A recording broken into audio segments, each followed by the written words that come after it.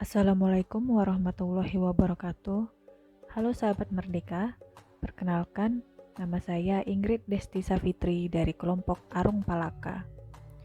Kali ini saya akan membawa teman-teman sekalian pergi jalan-jalan sambil menambah wawasan ke Benteng Fort Rotterdam, Makassar, Sulawesi Selatan, yang merupakan peninggalan kerajaan Goa dengan arsitektur peninggalan Belanda.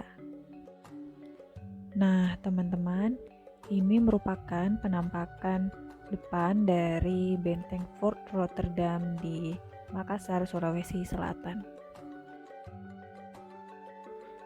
Teman-teman, Benteng Rotterdam sebelumnya bernama Benteng Ujung Pandang.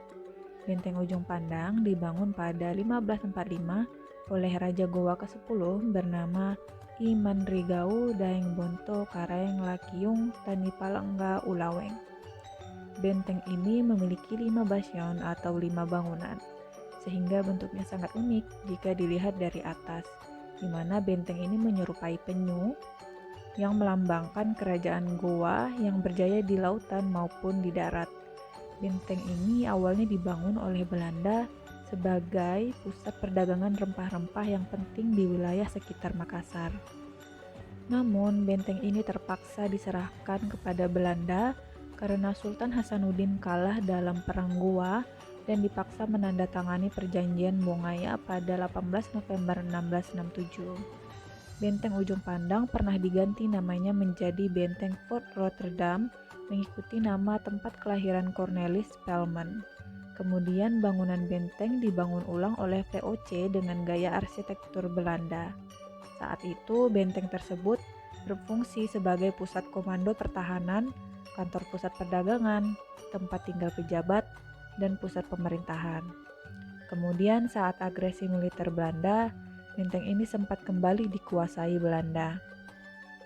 Hingga pada akhirnya di tahun 1970-an, benteng ini mengalami pemugaran oleh pemerintah dan dijadikan destinasi wisata. Nah, selanjutnya kita akan menuju ke museum yang bernama La Galigo. Keberadaan museum ini berawal pada tahun 1938 dengan didirikannya Celebes Museum oleh pemerintah Hindia Belanda. Pada masa pendudukan Jepang, Museum Celebes berhenti sampai pembubaran Negara Indonesia Timur atau NIT. Selanjutnya, pada tahun 1966, kalangan budayawan merintis kembali pendirian museum dan dinyatakan berdiri secara resmi pada tanggal 1 Mei 1970. Museum ini memiliki koleksi sebanyak 4.999 buah. Koleksinya berupa benda prasejarah, numismatik, keramik asing, naskah, fosil kayu, mata panah bergerigi, serpih bilah, dan lain-lainnya. Lalu, di sini ada peralatan untuk menangkap ikan, perahu yang digunakan, dan peralatan yang digunakan untuk pembuatan perahu. Bisa dilihat di sini, ini merupakan alat yang digunakan untuk pembuatan perahu. Dan ini ada bahan yang digunakan untuk pembuatan perahu. Lalu ada lesung panjang yang merupakan peralatan pengolahan padi peninggalan dari Kerajaan Tolo di Kabupaten Jeneponto. Kemudian ini merupakan peralatan yang digunakan untuk pembuatan sagu. Di sini ada peralatan untuk keladang.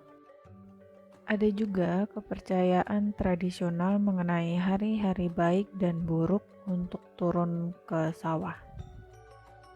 Kemudian ada juga pelaminan Lameng Tudangeng dalam bahasa Bugis dan Pamempoang dalam bahasa Makassar. Bisa disebut sebagai tempat duduk yang digunakan pada saat upacara perkawinan. Selanjutnya ada alat musik tradisional Sulawesi Selatan, yaitu gesok-gesok. Dan ada juga baju yang digunakan untuk khitanan bernama baju bodo. Selanjutnya ada upacara Rambu Solo yang merupakan ritual pemakaman masyarakat Toraja untuk mengantar roh orang yang meninggal ke alam baka. Karena mereka mengikuti adat istiadat tradisional mereka yang disebut Aluk Todolo. Status sosial almarhum juga dipertimbangkan dalam upacara ini. Jika mereka berasal dari keluarga bangsawan, upacara ini cenderung mewah untuk menunjukkan status sosial mereka yang tinggi. Di sisi lain, mereka yang bukan keluarga dari bangsawan atau orang biasa mungkin tidak dapat melakukan upacara semegah para bangsawan. Nah, teman-teman, di sini ada replika rumah adat tradisional suku Toraja yang bernama Tongkonan. Kemudian kita akan menuju ke bagian pojok benteng yang terdapat ruangan penjara yang pada zaman dahulu, di mana bangunan ini juga sempat menjadi tempat penawanan Pangeran Diponegoro selama 30 tahun dan menjadi kamp tawanan perang tentara Jepang selama Perang Dunia Kedua. Di dalam benteng ini terdapat juga ruangan lukisan tanah liat yang dilukis oleh Bapak Arifin, tetapi beliau lebih dikenal dengan nama Zainal Beta atau Daeng Beta. Beliau merupakan pelukis tanah liat satu-satunya di Indonesia, bahkan di dunia.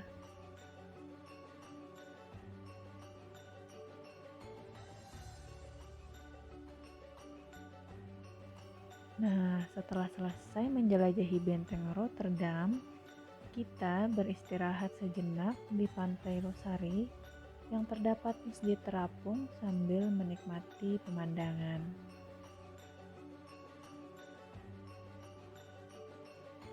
Selesai sudah perjalanan kita, sahabat merdeka.